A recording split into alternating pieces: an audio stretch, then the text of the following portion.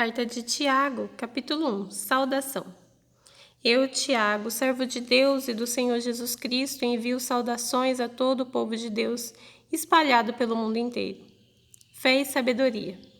Meus irmãos, sintam-se felizes quando passarem por todo tipo de aflições, pois vocês sabem que quando a sua fé vence essas provações, ela produz perseverança. Que essa perseverança seja perfeita, a fim de que vocês sejam maduros e corretos, não falhando em nada. Mas se alguém tem falha de sabedoria, peça a Deus. Falta de sabedoria, peça a Deus, e Ele lhe dará, porque é generoso e dá com bondade a todos. Porém, peçam com fé e não duvidem de modo nenhum. Pois quem duvida é como as ondas do mar que o vento leva de um lado para o outro. Quem é assim não pense que vai receber alguma coisa do Senhor, pois não tem firmeza e nunca sabe o que deve fazer. Pobreza e riqueza. O irmão que é pobre deve ficar contente quando Deus faz com que melhore de vida. E quem é rico deve sentir o mesmo quando Deus faz com que piore de vida. Pois quem é rico desaparecerá como a flor da erva do campo, quando o sol brilha forte e o seu calor queima a planta. Aí a flor cai e a sua beleza é destruída. Do mesmo modo, quem é rico será destruído no meio dos seus negócios.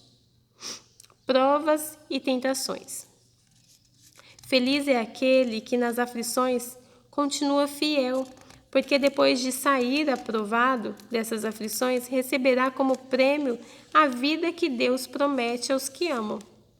Quando alguém for tentado, não diga, essa tentação vem de Deus. Pois Deus não pode ser tentado pelo mal, e Ele mesmo não tenta ninguém. Mas as pessoas são tentadas quando são atraídas e enganadas pelos seus próprios maus desejos. Então esses desejos fazem com que o pecado nasça, e o pecado, quando já está maduro, produza a morte. Não se engane, meus queridos irmãos. Tudo de bom que recebemos e tudo que é perfeito vem de Deus. Vem de Deus, o Criador das luzes do céu. Ele não muda, nem varia de posição, o que causaria escuridão. Pela sua própria vontade, Ele fez com que nós nascêssemos por meio da palavra da verdade, a fim de ocuparmos o primeiro lugar entre todas as criaturas. Ouvir e fazer. Lembrem disto. Meus queridos irmãos, cada um esteja pronto para ouvir, mas demore para falar e ficar com raiva. Porque a raiva humana não produz o que Deus aprova. Portanto, deixem todo costume imoral e toda má conduta. Aceitem com humildade a mensagem que Deus planta no coração de vocês, a qual pode salvá-los. Não se enganem, não sejam apenas ouvintes dessa mensagem, mas a ponham em prática. Porque aquele que ouve a mensagem e não a põe em prática é como uma pessoa que olha no espelho e vê como é. Dá uma boa olhada, depois vai embora e logo esquece a sua aparência. O Evangelho é a lei perfeita que dá liberdade às pessoas. Se alguém examina bem essa lei e não a esquece, mas a põe em prática, Deus vai abençoar tudo o que essa pessoa fizer. Alguém está pensando que é religioso? Se não souber controlar a língua, a sua religião não vale nada e ele está enganando a si mesmo. Para Deus, o Pai, a religião pura e verdadeira é esta: ajudar os órfãos e as viúvas nas suas aflições e não se manchar com as coisas más deste mundo. Tratamento igual para todos, capítulo 2. Meus irmãos, vocês que creem no nosso glorioso Senhor Jesus Cristo, nunca tratem as pessoas de modo diferente por causa da aparência delas. Por exemplo, entra na reunião de vocês um homem com anéis de ouro e bem vestido, e entra também outro pobre vestido com roupas velhas.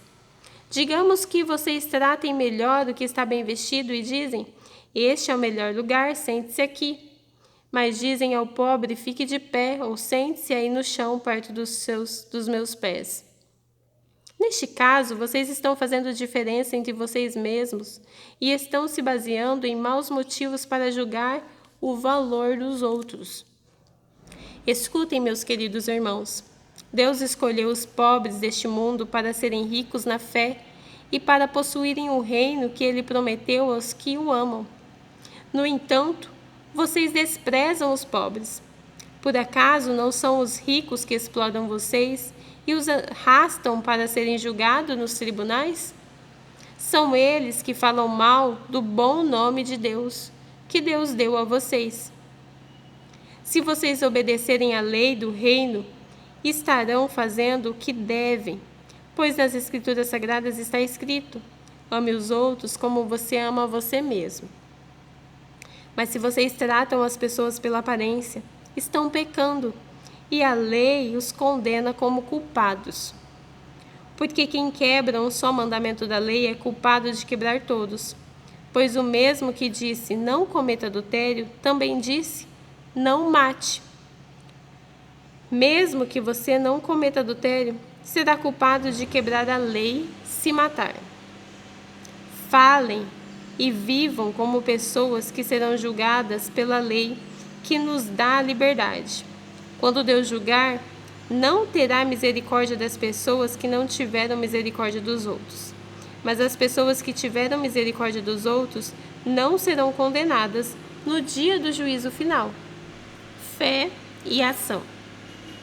Meus irmãos, que adianta alguém dizer que tem fé se ela não vier acompanhada de ações?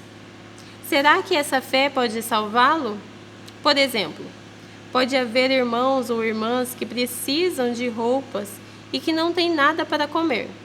Se vocês não lhes dão o que eles precisam para viver, não adianta nada dizer que Deus os abençoe. Vistam agasalho e comam bem. Portanto, a fé é assim. Se não vier acompanhada de ações, é coisa morta. Mas alguém pode dizer: você tem fé e eu tenho ações. E eu respondo: então me mostre como é possível ter fé sem que ela esteja acompanhada de ações. Eu vou lhe mostrar a minha fé por meio das minhas ações. Você crê que há somente um Deus? Ótimo! Os demônios também creem e tremem de medo. Seu tolo! Vou provar-lhe que a fé sem ações não vale nada. Como é que o nosso antepassado Abraão foi aceito por Deus? Foi pelo que fez quando ofereceu o seu filho Isaque sobre o altar. Veja como a sua fé e as suas ações agiram juntas. Por meio das suas ações, a sua fé se tornou completa. Assim aconteceu com as Escrituras Sagradas que dizem: Abraão creu em Deus e por isso Deus o aceitou. E Abraão foi chamado de amigo de Deus. Assim vocês veem que a pessoa é aceita por Deus por meio das suas ações e não somente pela fé. Foi o que aconteceu com a prostituta Raabe, quando hospedou os espiões israelitas e os ajudou a sair da cidade por outro caminho. Deus a aceitou pelo que ela fez. Portanto, assim como o corpo sem o espírito está morto, assim também a fé sem ações está morta. Dominar a língua, capítulo 3. Meus irmãos, somente poucos de vocês deveriam se tornar mestres na igreja, pois vocês sabem que nós, os que ensinamos, seremos julgados com mais rigor do que os outros. Todos nós sempre cometemos erros. Quem não comete nenhum erro no que diz é uma pessoa madura, capaz de controlar todo o seu corpo. Até a boca dos cavalos colocamos um freio para que nos obedeçam e assim fazemos com que vão aonde queremos. Pensem no navio. Grande como é, empurrado por ventos fortes, ele é guiado por um pequeno leme e vai aonde o piloto quer. É isto que acontece com a língua. Mesmo pequena, ela se gaba de grandes coisas. Vejam como uma grande floresta pode ser incendiada por uma pequena chama. A língua é um fogo. Ela é um mundo de maldade. Ocupa o seu lugar no mundo, no nosso corpo, e espalha o mal em todo o nosso ser. Com o fogo que vem do próprio inferno, ela põe toda a nossa vida em chamas. O ser humano é capaz de dominar todas as criaturas e tem dominado os animais selvagens, os pássaros, os animais que se arrastam pelo chão e os peixes. Mas ninguém ainda foi capaz de dominar a língua. Ela é má, cheia de veneno, mortal, e ninguém a pode controlar. Usamos a língua tanto para agradar ao Senhor e Pai, como para amaldiçoar as pessoas que foram criadas parecidas com Deus. Da mesma boca saem palavras tanto de agradecimento como de maldição. Meus irmãos, isso não deve ser assim. Por acaso pode a mesma fonte jorrar água doce e água amarga? Meus irmãos, por acaso pode uma figueira dar azeitonas ou um pé de uva dar figos? Assim também uma fonte de água salgada não pode dar água doce. A verdadeira sabedoria. Existe entre vocês alguém que seja sábio e inteligente? Pois então que prove isso pelo seu bom comportamento e pelas suas ações, praticadas com humildade e sabedoria. Mas se no coração de vocês existe inveja, amargura e egoísmo, então não mintam contra a verdade, gabando-se de serem sábios. Essa espécie de sabedoria não vem do céu, e ela é deste mundo, e é da nossa natureza, e é diabólica. Pois onde há inveja e egoísmo, há também confusão e todo tipo de coisas más. A sabedoria que vem do céu é, antes de tudo, pura e também pacífica, bondosa e amigável. Ela é cheia de misericórdia, produz uma colheita de boas ações, não trata os outros pela sua aparência e é livre de fingimento. Pois a bondade é a colheita produzida pelas sementes que foram plantadas pelos que trabalham em favor da paz. Amizade com o mundo, capítulo 4. De onde vêm as lutas e as brigas entre vocês? Elas vêm dos maus desejos que estão sempre lutando dentro de vocês. Vocês querem muitas coisas, mas como não pode tê-las, estão prontos até para matar a fim de consegui-las. Vocês as desejam ardentemente, mas como não conseguem possuí-las, brigam e lutam. Não conseguem o que querem, porque não pedem a Deus. E quando pedem, não recebem, porque os seus motivos são maus. Vocês pedem coisas a fim de usá-los para os seus próprios prazeres. Gente infiel, será que vocês não sabem que ser amigo do mundo é ser inimigo de Deus? Quem quiser ser amigo do mundo se torna inimigo de Deus. Não pensem que não quer dizer nada esta passagem das Escrituras Sagradas. O Espírito que Deus pôs em nós está cheio de desejos violentos. Porém, a bondade que Deus mostra é ainda mais forte, pois as Escrituras Sagradas dizem: Deus é contra os orgulhosos, mas é bondoso com os humildes. Portanto, obedeçam a Deus e enfrentem o diabo, que ele fugirá de vocês. Cheguem perto de Deus e ele chegará perto de vocês. Lavem as mãos, pecadores. Limpem o coração, hipócritas. Fiquem tristes, gritem e chorem.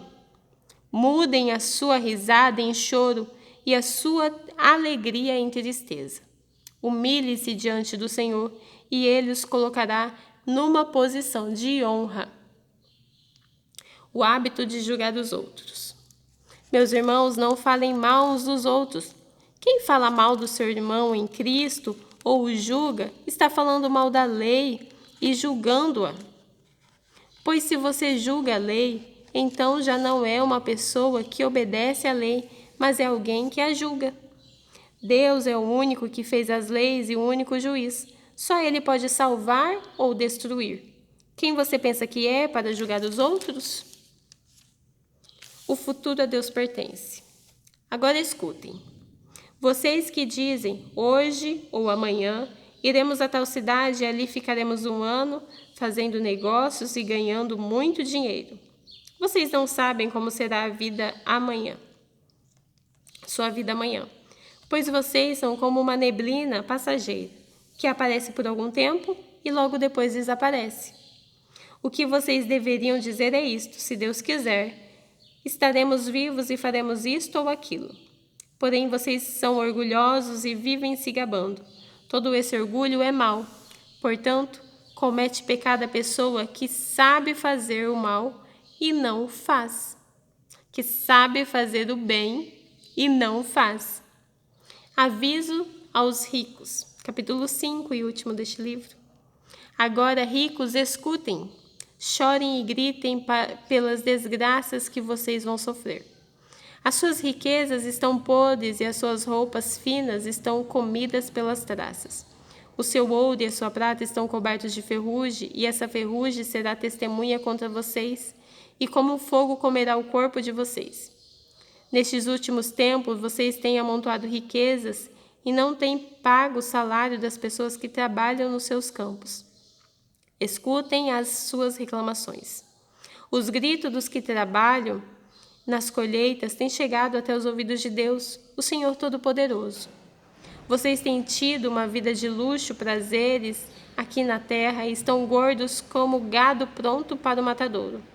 Vocês têm condenado e matado os inocentes, e eles não podem fazer nada contra vocês. Vários conselhos. Por isso, irmãos, tenham paciência de que o Senhor venha. Vejam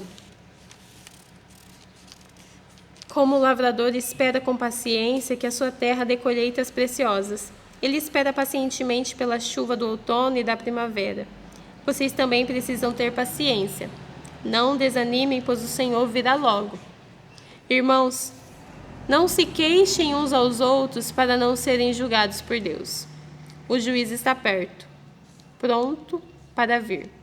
Lembrem dos profetas que falaram em nome do Senhor e os que tomem como exemplos de paciência nos momentos de sofrimento. E nós achamos que eles foram felizes por terem suportado o sofrimento com paciência. Vocês têm ouvido a respeito da paciência de Jó e sabem como no final Deus o abençoou. Porque o Senhor é cheio de bondade e de misericórdia.